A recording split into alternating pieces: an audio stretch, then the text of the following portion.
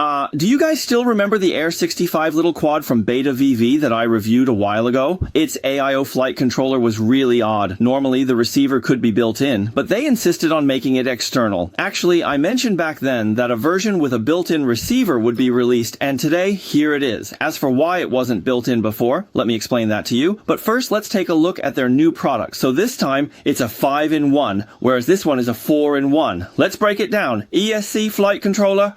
The video transmitter and receiver don't count. Also, let me see what else. I just checked the official info, and there's also OSD. Alright, OSD counts too, so that's 4, and if you add the receiver, it becomes a 5-in-1. So this one is a true 5-in-1, a fully integrated AIO this time. Let's take a look. This should be the manual, right? Let's see what accessories are included.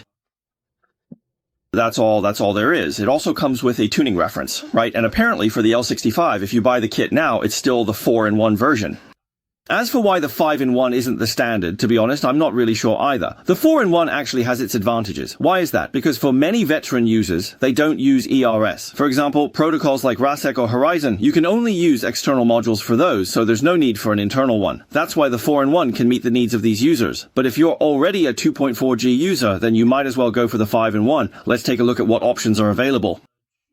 The difference? There really isn't much of a difference. I just checked and looked into it. There's not much difference at all. It's also using the G473, which is just a bit better than the F411 as the main controller. And it also integrates a 16mm black box port and so on. It seems like there really aren't any major differences. Alright, let's switch the scene now. No more talking.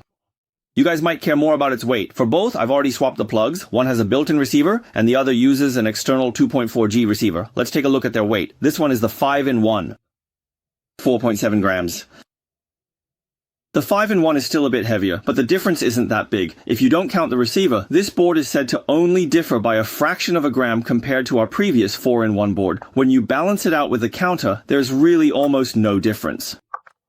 Okay, done. By the way, I painted a purple canopy. How does it look? Pretty flashy now, right? Haha. Anyway, swapping it out is really simple. You just need to desolder the 4 motor wires. They're soldered on, then solder the new ones in place. As for the flight controller parameters, you can just use the ones from our previous setup. Just bind the receiver and adjust a few settings, and that's it. For the canopy here, you can see I drilled it a bit and used a longer screw myself because I felt that even at its maximum setting, the original one still had too much tilt. It's not very beginner friendly. For newcomers like me, it might be better to have a smaller tilt, especially for flying indoors. So my suggestion is to provide a longer screw, or even though it's already set to the last hole, it still feels a bit too steep. Also, if you stand the antenna up a bit more, the signal will be better. There's no receiver inside now, as you can see, so it looks even emptier, but that's fine.